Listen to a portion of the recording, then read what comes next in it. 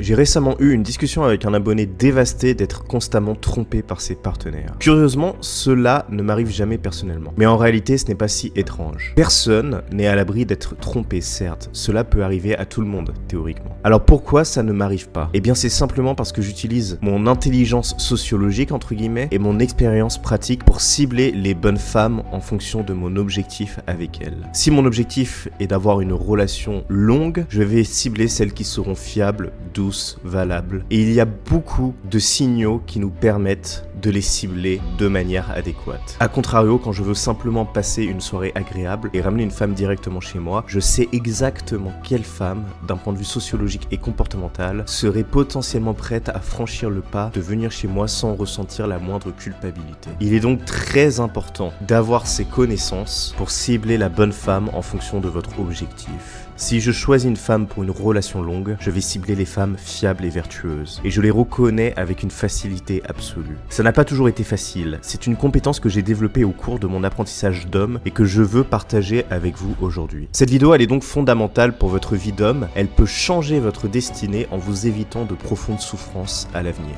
Je ne dis pas que cette vidéo va changer votre vie, ce serait présomptueux. Mais ce qui va changer votre vie, c'est de réfléchir profondément et à long terme sur ce que je vais vous exposer pour voir toutes ces choses-là différemment. Restez bien jusqu'à la fin pour cerner l'importance de l'art de bien choisir sa femme. Voici donc le petit secret que je veux vous enseigner aujourd'hui. Si vous choisissez bien votre femme, vous ne vous ferez pas tromper. La tromperie ne survient pas par hasard. Elle est écrite et déterminée à l'avance. C'est un mécanisme inscrit dans la psyché de certaines femmes. De la même manière, votre niveau de bonheur et d'harmonie intérieure avec une femme est déterminé à l'avance par les caractéristiques profondes et intrinsèques de cette femme, et de vous, bien évidemment. Vous n'avez qu'une influence relative et assez dérisoire sur votre bonheur futur avec votre prochaine partenaire. Certes, vous pouvez devenir plus riche, plus intelligent émotionnellement, etc. pour optimiser votre harmonie de couple. Cependant, si vous choisissez mal dès le départ, cela ne donnera rien de bon. Le ciblage est donc fondamental. Dans cette vidéo, je vais vous dévoiler les erreurs à éviter et les qualités à rechercher pour choisir la femme qui vous apportera une véritable harmonie dans votre vie et un bonheur durable. Ne manquez pas ces conseils essentiels qui peuvent transformer votre vie sentimentale.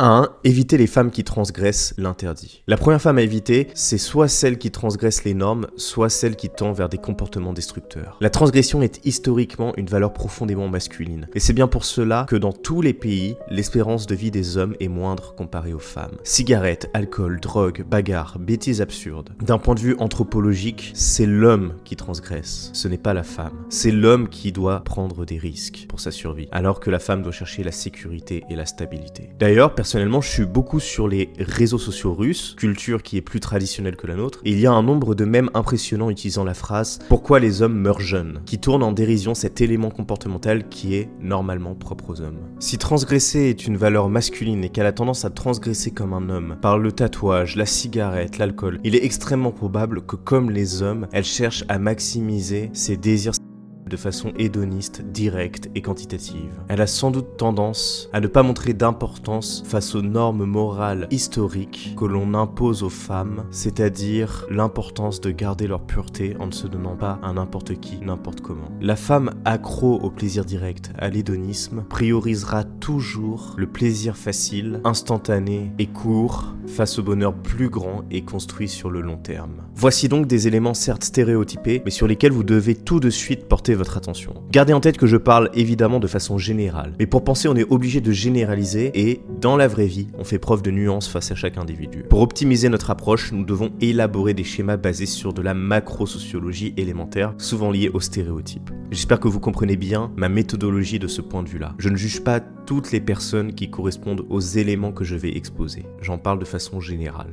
Parlons donc des tatouages, de l'alcool, des cigarettes, etc. Les tatouages sont un signe de fausse rébellion. Les femmes qui en portent vont souvent avoir une personnalité plus extravertie, voire décadente, et seront souvent plus ouvertes à vos offres d'ordre sans constance. Vous pensez que c'est dérisoire, mais ça en dit long sur l'être profond. Elles sont souvent moins stables mentalement et je vais vous expliquer pourquoi. La femme tatouée, c'est celle qui n'a pas peur de détruire sa peau, sa pureté esthétique afin de recevoir de l'attention. Elle veut se faire remarquer en se différenciant par quelque chose qui détruit esthétiquement son être. La pensée destructrice est souvent celle de l'homme nihiliste, amoral. En se tatouant, elle se soumet à la pression sociale de la mode. Si elle se soumet à cela, il est hautement probable qu'elle soit très influencée par d'autres choses très néfastes néfaste qui infiltre les âmes de beaucoup de femmes occidentales. N'avez-vous pas remarqué que le tatouage va souvent avec la cigarette, avec l'alcool, avec Instagram et toutes ces choses-là? Je vous conseille donc d'être très prudent face aux femmes tatouées si votre but est d'avoir une relation sérieuse. Par ailleurs, le tatouage, il prouve une incapacité à se projeter sur le long terme. La personne tatouée, c'est celle qui pense à l'instant présent. D'ailleurs, pour faire une petite digression, une petite analyse personnelle, vous savez, le tatouage, il est devenu tellement à la mode ces dernières années que je suis persuadé, je prends le pari, que dans 40 ans, ces gens seront vus comme les bolos démodés des années 20. Ils seront vus comme des êtres anachroniques d'une période révolue. Au fond, beaucoup de gens, même s'ils n'ont pas la réflexion que je viens d'avoir, le savent au fond d'eux. Et c'est pour ça qu'ils ne se tatouent pas, car ils pensent à l'avenir. La personne tatouée est celle qui ne pense pas assez à l'avenir, surtout si elle est jeune. Se tatouer à 60 ans n'est pas la même chose, à la retraite, en Thaïlande, etc. Mais la personne, y compris la femme de 20, 25, 30 ans qui se tatoue alors qu'elle n'est pas certaine de ce à quoi elle va faire face plus tard, dénote d'un manque de responsabilité profond. Vous savez, j'ai un ami qui justement en Russie s'occupe des enfants d'une famille très riche. Eh bien, croyez-le ou non, les parents de cette haute société russe refusent catégoriquement deux types d'hommes, les hommes en surpoids et les hommes tatoués. Et ça en dit long. Et évidemment, si cette tradition était encore présente en France, ce serait la même chose. Les cigarettes, quant à elles, elles indiquent une personnalité qui tend à braver les interdits, même lorsque ces interdictions visent à préserver l'intégrité de l'individu. Ce comportement est en général largement masculin. Elle a donc probablement une tendance à transgresser les normes et à adopter des comportements peu recommandables. Alcool, cannabis, autres drogues. Et en général, cela s'accompagne de relations sexuelles faciles et fréquentes. Imaginez une femme catholique traditionnelle tatouée et fumant des cigarettes. C'est oxymorique, ça n'a pas de sens. Utilisons donc ces observations pour évaluer si elles avantagent ou non votre objectif final. Combler votre désir sexuel instantané ou trouver la femme de votre vie. Je pense que vous voyez où je veux en venir. Il faut également faire attention au langage. Un langage vulgaire, c'est un langage qui est masculinisé. La vulgarité est censée être propre aux hommes bruts. Le langage est le reflet de nos pensées et de nos capacités intellectuelles. Si son langage est masculin, ses goûts, ses comportements, son approche de la vie le sont probablement également. Le langage peut être vulgaire, mais aussi les vêtements. Il est crucial de faire la distinction entre une femme sexy et une femme vulgaire. Une femme qui prend soin de son apparence et cherche à être séduisante sans tomber dans la vulgarité ostentatoire démontre une maîtrise de l'art de la séduction. Elle recherche probablement un partenaire qui comprend et apprécie cette beauté féminine. Mais en général, les femmes qui sont excessivement vulgaires utilisent la vulgarité pour masquer un manque de confiance en soi. Elles sont addictes à la validation du fait qu'elles en ont besoin pour se rassurer. Elles sont accros à la validation par tous les hommes pour se rassurer. Et c'est un comportement profondément toxique. Donc voilà pour les premières femmes à éviter. N'hésitez pas en commentaire, ça m'intéresse beaucoup à me dire quelles est selon vous les femmes qui sont le plus à éviter. Ça m'intéresse beaucoup de lire vos commentaires, car vous savez, je choisis mes sujets de vidéos en général en fonction des interactions que j'ai avec mes abonnés. Donc n'hésitez pas à commenter pour me faire part de vos pensées. 2. Les femmes dépendantes de la dopamine et de la validation. Pour maximiser vos chances de construire une relation solide et durable, il est crucial d'éviter les femmes qui sont perpétuellement en quête de dopamine et de validation externe. Voici quelques signes révélateurs et pourquoi ils doivent vous alerter. Le premier élément, c'est la présence excessive et malsaine sur les réseaux sociaux. Une femme qui passe son temps à publier des photos d'elle-même, souvent dans des poses subjectives, en montrant son corps sur les réseaux sociaux, montre une dépendance à la dopamine facile. Chaque like, chaque commentaire flatteur lui donne une dose rapide de satisfaction et elle en devient accro. Ça veut dire que votre attention, votre validation n'aura pas tant d'importance que ça à ses yeux, tant elle est addicte à la quantité de validation plutôt qu'à la qualité de la validation. J'entends qualité de validation, la validation de l'homme que l'on estime le plus. C'est un besoin constant d'attention vide qui ne fait qu'alimenter son insécurité. Elle cherche une validation externe pour combler un vide intérieur. Ce type de comportement est un indicateur fort d'un manque de confiance en soi et d'une quête incessante de reconnaissance superficielle. Vous savez, dans une autre vidéo, j'avais expliqué que mon ex-copine était très belle, mais que sa meilleure amie était terriblement laide. Et paradoxalement, c'était sa meilleure amie qui se donnait à tous les hommes, n'importe comment, à n'importe qui. Pourquoi ? Parce que consciente de sa laideur relative, le fait que des hommes veulent la prendre la rassurait, cela la validait et cela la faisait se sentir femme désirée. Et évidemment, ce processus a largement détruit sa santé mentale.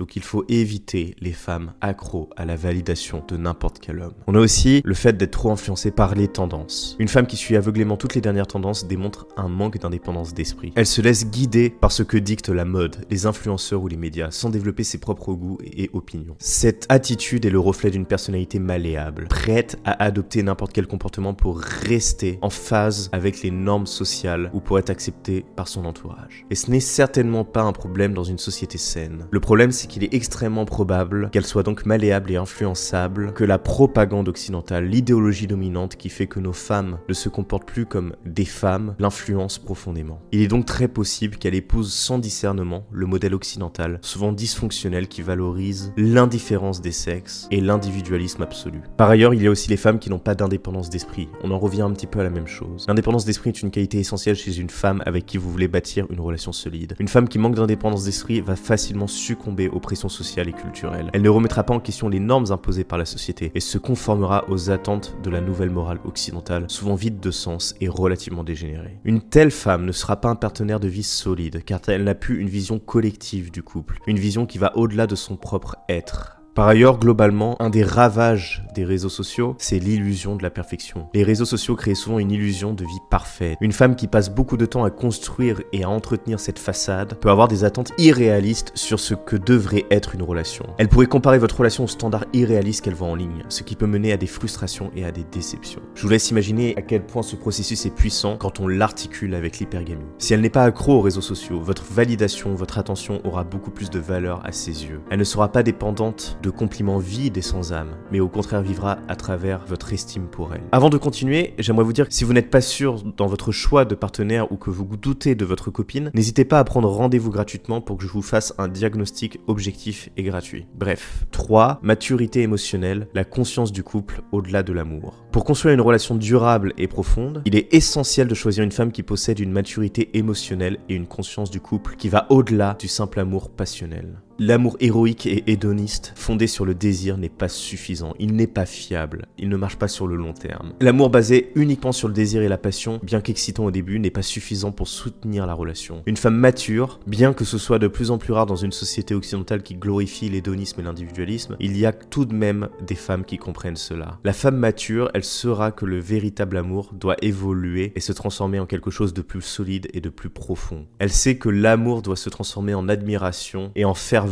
pour le projet commun. Pour qu'une relation survive au défi du temps, l'amour doit se transformer en admiration mutuelle. Cela signifie que vous devez respecter et apprécier non seulement la personne qu'elle est, mais aussi ses accomplissements, ses aspirations et ses valeurs. De plus, le couple doit avoir des projets communs qui surpassent le simple désir charnel. Et c'est le rôle historique de l'enfant. L'enfant permet, une fois que l'amour s'estompe, de créer une relation triangulaire où une fois que la passion s'estompe, l'amour charnel se transmet sur l'enfant pour créer une mini-structure collective pleine d'amour. Et vous savez, si elle n'est amoureuse de vous que par désir, mais que par ailleurs elle méprise votre être, peut-être qu'elle méprise votre travail, peut-être qu'elle méprise une partie de votre personnalité, peut-être qu'elle méprise votre nonchalance, peut-être qu'elle méprise une part de votre physique, etc. Eh bien le jour où l'amour s'estompe, l'amour au sens du désir hédoniste, elle va commencer à mépriser ce que vous êtes, à critiquer votre travail, votre manque d'accomplissement, peut-être votre fragilité. Le jour où la passion s'évapore, elle vous méprisera profondément et ira vers un autre. Elle critiquera vos pensées, votre métier et tout ce qui fait de vous ce que vous êtes. Ce mépris peut rapidement se transformer en ressentiment, ce qui va mener à l'infidélité ou à la séparation. Une femme mature émotionnellement saura voir au-delà du désir direct et elle saura à l'avance qu'au-delà de l'amour qu'elle ressent pour vous, ce qu'elle ressent profondément, c'est une admiration. Elle vous voit comme le héros qui va faire de sa vie une vie plus grandiose, plus belle, plus appréciable. Il est crucial de comprendre que la maturité émotionnelle d'une femme joue un rôle clé dans la stabilité et la longévité d'une relation. Le problème, c'est qu'en Occident, on a fait de l'amour l'élément basique, fondateur du couple, ce qui n'était pas le cas avant. Et bizarrement, les couples se passaient mieux avant. Je vous invite à voir ma vidéo Qu'est-ce que l'amour à ce sujet. Et évidemment, le top du top, c'est de lier l'amour hédoniste au projet commun sur le long terme. D'ailleurs, on dit que l'amour dure 3 ans, c'est faux, on peut faire durer l'amour très longtemps. Mais il faut avoir une maturité émotionnelle, être ancré dans le réel pour comprendre que cela ne fait pas tout. Les femmes qui ne réfléchissent que par amour se croient gentilles, mais en réalité, elles sont très dangereuses. L'amour est un piège pour le cerveau naïf. 4. Une fois que la phase de séduction s'estompe, elle n'accepte pas votre vulnérabilité. Il est relativement normal qu'une femme fuit votre vulnérabilité dans la phase de séduction, le premier mois, les 2-3 premiers mois, là où vous jouez le chaud et le froid, qu'il y a cette tension propre à la séduction qui crée l'excitation charnelle. C'est absolument normal et je vous invite à jamais montrer vos faiblesses dans cette période. Cependant, une fois que ce processus est passé, il est normal, désirable, hautement souhaitable que dans une période vulnérable. Peut-être que vous perdez votre travail, peut-être que vous avez eu un problème dans la rue, vous avez été paralysé par la peur, dans le cas par exemple d'une agression. Peut-être que vous avez eu un grand échec. Et ben, pour reconnaître une femme valable, il faut vérifier si cette femme accepte votre vulnérabilité, car elle aime ce que vous êtes profondément et elle accepte vos défauts de masculinité. Si à la moindre vulnérabilité, vous perdez votre statut d'homme à ses yeux, c'est que vous ne pouvez pas faire votre vie avec elle et qu'elle finira probablement soit par vous tromper, soit par vous quitter. 5. Évitez les femmes qui se sont engagées émotionnellement avec beaucoup d'hommes. Alors je ne vais pas parler du body count, parce que pour moi ça c'est surtout une question d'ordre moral, à savoir est-ce qu'il est profondément mauvais de se mettre avec une femme qui a eu beaucoup d'expériences sexuelles. Donc ce n'est pas mon sujet. Mon sujet en revanche, ce sont les femmes qui ont été engagées émotionnellement avec beaucoup d'hommes, car ça laisse beaucoup de traces. Une femme qui a été émotionnellement impliquée avec de nombreux hommes peut avoir des difficultés à s'engager durablement par la suite. Elle peut avoir développé une habitude de passer d'une relation à une autre sans jamais vraiment approfondir les liens. Pour elle, l'engagement n'est qu'un mot, pas une obligation profonde. Ce manque de stabilité émotionnelle peut rendre difficile la construction d'une relation solide et durable. Par ailleurs, il est extrêmement probable, si elle a beaucoup d'ex, qu'un de ses ex revienne à la charge et détruise en un claquement de doigts votre relation.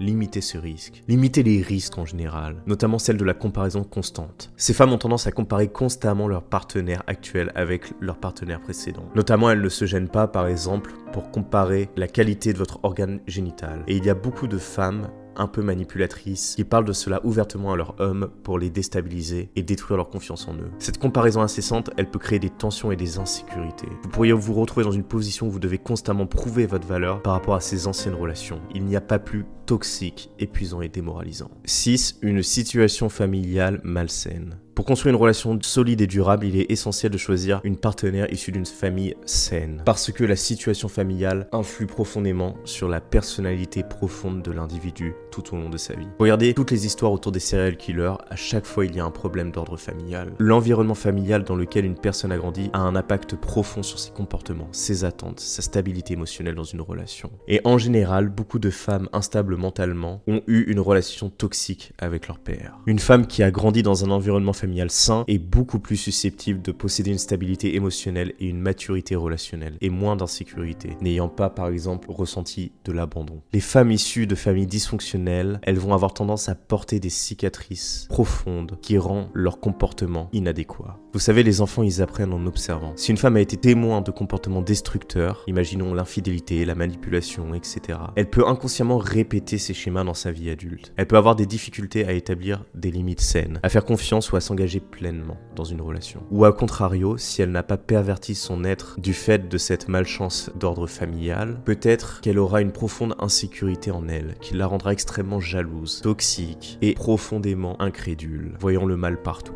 La stabilité émotionnelle, elle est donc fondamentale. Sur ce sujet de la famille, je pense qu'il est très important donc de trouver une femme qui a une vision du couple dans un cadre familial, une vision de la famille. Les valeurs et les croyances sur le couple et la famille sont souvent héritées de l'environnement familial. Une femme qui a vu ses parents ou ses proches entretenir des relations saines, aimantes, relativement traditionnelles, aura une vision saine du mariage et de la vie en couple. Elle comprendra l'importance de l'engagement, du compromis et de la coopération pour bâtir une mini-structure collective, autrement dit la famille solide. 7. La positivité. Bon, je vais aller très vite là-dessus, c'est assez simple à expliquer, mais entourez-vous globalement dans votre vie de gens positifs. Plus vous êtes entouré de gens négatifs, plus vous allez l'être vous-même. Et la négativité mène à la défaite, à la vie médiocre. Une femme négative, c'est une femme toxique, qui va vous ralentir dans votre développement, qui vous empêchera de savourer la vie, d'aller de l'avant. Une femme positive, c'est une femme qui vous soutient dans vos projets, qui croit en vous, qui aime votre être, et qui veut profondément que vous fassiez le mieux du monde dans votre propre vie. Je vous invite donc à aller toujours vers des femmes positives, qui ne se plaignent pas de tout, qui aiment profondément la vie et qui croient profondément au bonheur qui découlera des projets que vous aurez en commun. Voilà, c'est tout pour aujourd'hui. J'espère que cette vidéo vous aura plu. Comme vous le savez, vous pouvez m'appeler gratuitement grâce au lien en description. Vous pouvez aussi vous procurer mon e-book L'art de cibler les femmes. N'hésitez pas à laisser des commentaires, j'adore les lire. Comme je vous ai dit, c'est ma première source d'inspiration pour mes sujets de vidéos. Merci de m'avoir écouté, c'était les Chroniques du Lion. À la prochaine.